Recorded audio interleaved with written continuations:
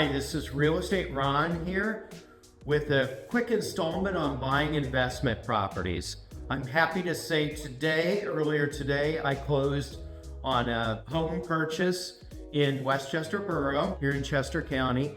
And the great thing about it is it creates a rental for me. Now, I'm not selling the house that I was in, so I'm going to rent that out. So this purchase creates a rental for me, even though it's like way more house than I need. You know, it's just me, but I'm actually buying a bigger house than I had before, but it is what it is. I'll be living in Westchester Borough, walkable to everything.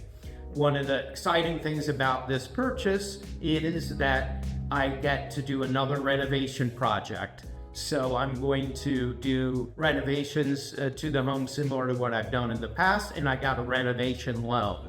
So I'm creating a rental property. I used a renovation loan, and I'm doing a major renovation to the house. Those are all three things that I talk about with my clients, and I'm here to say I practice what I preach. I'm happy to be a landlord again, and this is a great program with renovation loans to really put your own stamp on a home that isn't quite right for you, or you just want to update it and refresh it. So this is Real Estate Ron on buying an investment property and keeping the home you're in so that you have a rental going forward.